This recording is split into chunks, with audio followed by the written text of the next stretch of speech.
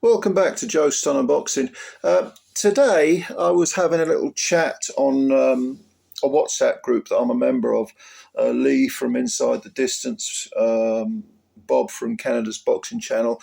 There's one of Lee's friends, Dean. He's very knowledgeable about boxing as well. We were talking about the stoppage of Joseph Parker against Fabio Wardley. Now, I know a lot of you feel very aggrieved by this stoppage. You feel that it was premature. I have no problem with the idea of the fight carrying on, but I have seen far worse stoppages than that, and I do not think it was an early stoppage. I did a video on this, and again, I repeat for the hard of hearing, had it carried on, okay, there have been fights like that have carried on. I'm thinking particularly of the 9th round of the first Arturo Gatti-Mickey Ward fight, which is my favourite round of boxing ever, by the way. I think I did a video on that some time ago, just that one round.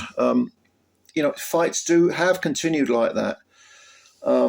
But Lee, myself, we also agreed with what was written in the Boxing News of the report of the fight, that Parker wasn't punching back. There was this barrage of punches. A lot were connecting. You don't have to land with full force to do damage.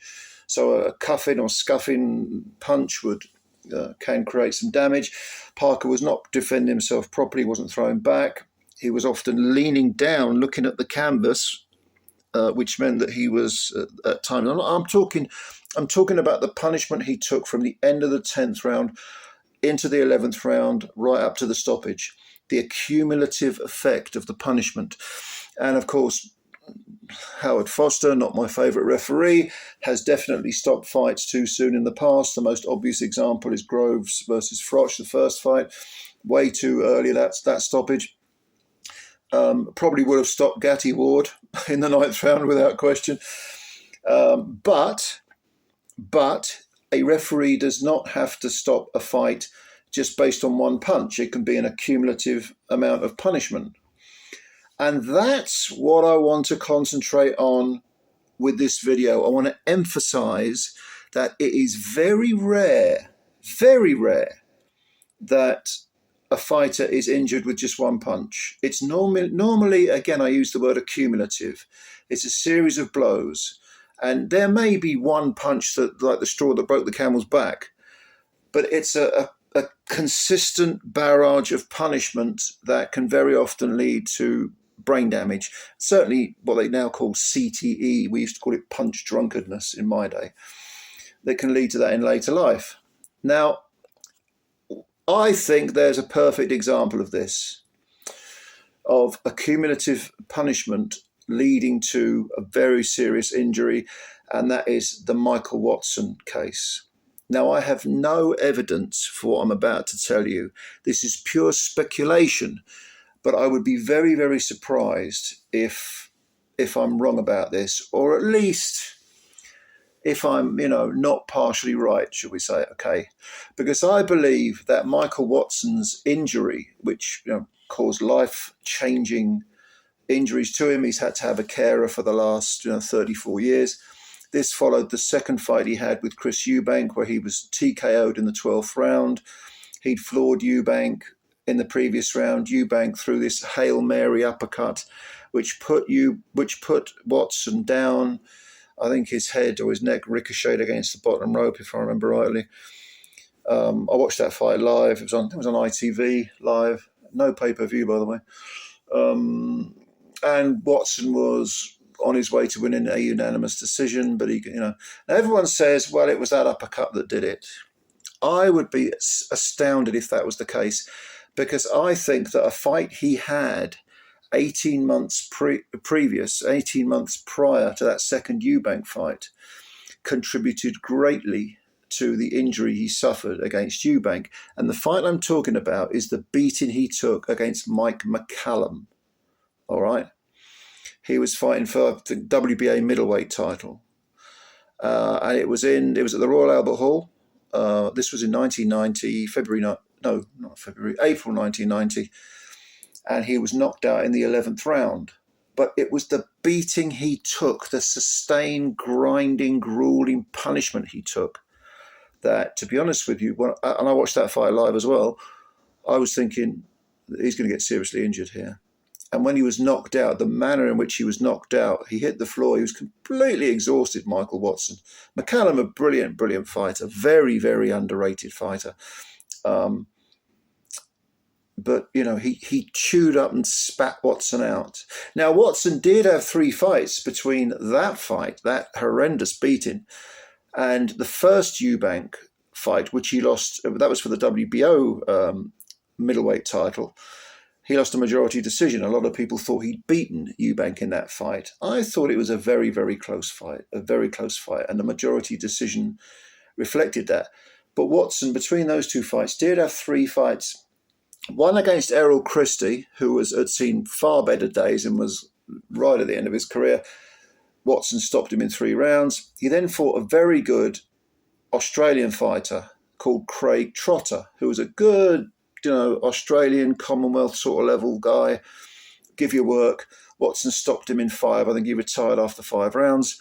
And then he had a third fight, which was a 1-round blowout at the York Hall against a guy called Anthony Brown. So he had those 3 fights just to sort of tick over, find his feet again. Then he fought Eubank, lost a majority decision, and then he had the almost fatal second fight against Eubank. But it is the Mike McCallum fight that always sticks in my mind, okay? Because he took, go and watch that fight. You've got to watch it through your fingers. I think that the accumulative, I'm using that word again, punishment that a fighter takes over a long period of time can contribute greatly to not just punch drunkenness or CTE if you prefer, but to brain bleed, something that might go unnoticed. In the case of Watson, of course, we're talking 34 years ago. You know, there was some decent technology around then. It's no doubt improved 34 years later, as you would expect. But fighters can suffer horrendous beatings that, you know, the chickens come home to roost later on in their career. And of course, Watson was in a coma for, I think, what was it, like 5-6 weeks or something after that, and then had to learn how to speak, walk, talk, do everything again. But I don't think it was just the second Eubank fight that did him. I think it was the punishment he was taking in previous fights. So when people talk about Parker, getting back to Parker versus Wardley, and when you look again, if you look at the state of Parker from towards the end of the 10th round, the last 30 seconds, 50 seconds maybe, and all the way into the 11th, and the punishment he took there, I have no problem with that stoppage whatsoever. I really don't, you know. I'm sure, I know Parker wanted to carry on because he's a warrior. The guy's a terrific fighter. You know, he's a terrific fighter. He can come back again. But on this particular occasion, Howard Foster is not my favourite referee, but I think his reputation probably preceded itself. Lee and I talked about this on the WhatsApp group, and I know that some of the other guys in the WhatsApp group, like Dean, felt that it might have been a bit premature. I think Bob from Canada's Boxing Channel, he initially said, watching it live, we all watched it live, that it may have been a bit early. But I think I didn't. I have to be honest. I thought, no, he couldn't jump in. He's going to jump in. Bear in mind that it is Howard Foster, so you can sort of half expect something could happen. But no, I don't really have a problem with the stoppage. Because I don't want to see Parker, when you consider, you know, the Joe Joyce fight, you consider the Zhile Zhang fight, which was very, very grueling. The 2 Chisora fight, well, the first Chisora fight, the second one he dominated, but the first Chisora fight, he's had a long career. I don't want to see the guy end up. I don't want to see as I said, the chickens coming home to roost. I think it's okay that he was stopped and now lives to fight another day. So I know some of you are going to disagree, and of course you're welcome to. If you want to respectfully disagree, just put it down in the comments, like I always say. And yeah, you know, it's an ongoing debate. But yeah, always consider the opposing view. It's interesting to do that, I think. Anyway, let me know what you think. Please, if you did like this video, they count the likes for whatever reason, I don't know why, but hit the like button. And if you enjoyed this video also and you're new to the channel, please subscribe. It takes a second, costs you nothing. You're doing us a favour.